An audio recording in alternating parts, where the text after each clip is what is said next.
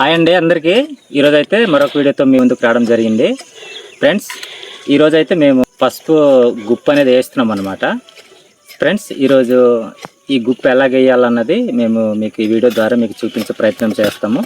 Friends, పసుపు అనేది బాగా దిగాలంటే ఈ మొక్క ఏదైతే ఉందో, మొక్క ఉంది కదా ఫ్రెండ్స్, మొక్కకు మనము గుప్పు అనేది వేయాలన్నమాట. ఇది గుప్పు వేయలేదు కాబట్టి ఈరోజు గుప్పు మేము వేస్తున్నాము, మీకు చూపిస్తాము. చూడండి, ఇదిగో ఫ్రెండ్స్, గుప్పు అయితే ఇలాగ వేసుకోవాలి.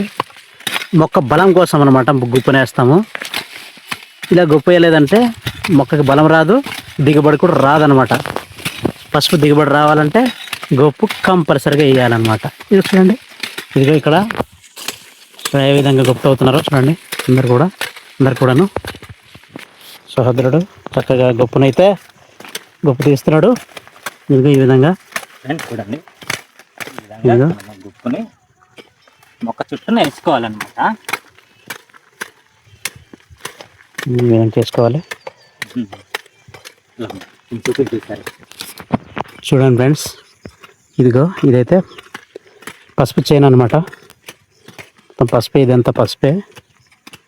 ఈ పసుపునైతే ఇలాగ గాబు తీసుకొని తర్వాత దీన్ని గుప్పు చేస్తున్నారు. ఇందులోని మొత్తం చూడండి ఫ్రెండ్స్, ఇక్కడైతే కలుపు మొక్కల్ని తీసేసి తర్వాత గుప్పు చేస్తున్నారు. అంటే కలుపు మొక్కలతో పాటు గుప్పు తీయడం అంటే చాలా కష్టంగా ఉంటుంది. ఎందుకంటే ఆ కలుపు మొక్కలతో పాటు ఉన్న పసుపు కూడా పోయే అవకాశం ఉంది. కావున ముందుగానే కలుపు మొక్కల్ని తీసేసి తర్వాత గుప్పు చేస్తున్నారు. ఇదైతే ఇలా చేయడం వల్ల ఈ మొక్కకి చాలా బలం అనేది వస్తుంది.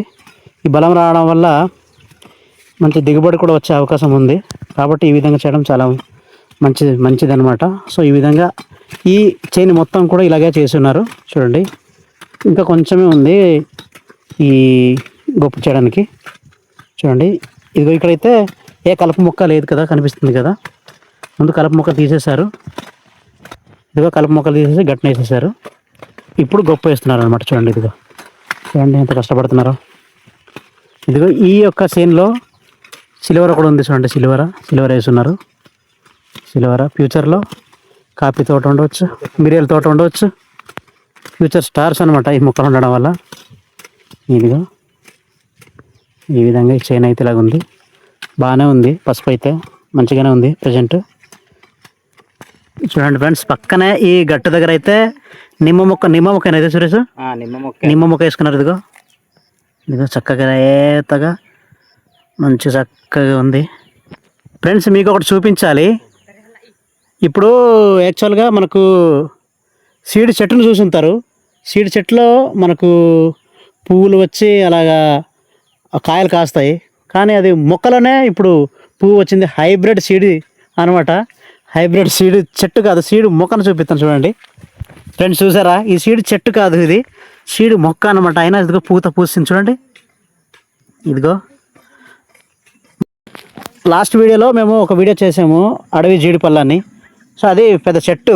ఇది చూడండి, ఇక్కడ చిన్న మొక్క ద్వారా పువ్వులు పూస్తాయి. ఇది హైబ్రిడ్ సీడ్ అనమాట. ఇది సురేష్ వేసుకున్న హైబ్రిడ్ సీడ్. సో అందుకని ఇది చూడండి, చిన్నగా ఉండి ఇక్కడ పువ్వులు పూస్తాయి.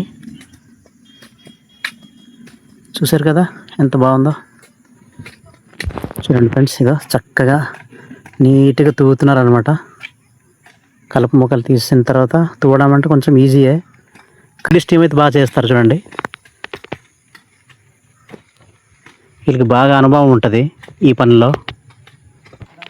ఫ్రెండ్స్ చూసారా, ఇదిగో ఫ్రెండ్స్ ఇక్కడ చూడండి. ఇది చూడండి ఫ్రెండ్స్, చాలా చీమలు ఉన్నాయి.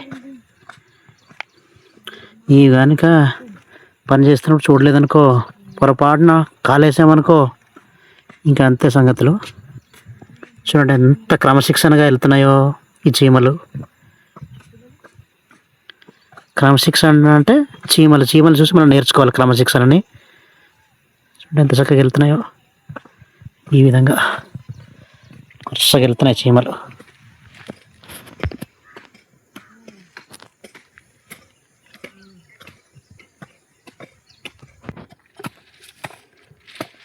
చూడండి ఫ్రెండ్స్, టచ్ మీ ఆర్ నాటు మొక్క చూపిస్తున్నాను మీకు. టచ్ చేస్తున్నాను. ఓ మూసేసుకుంది.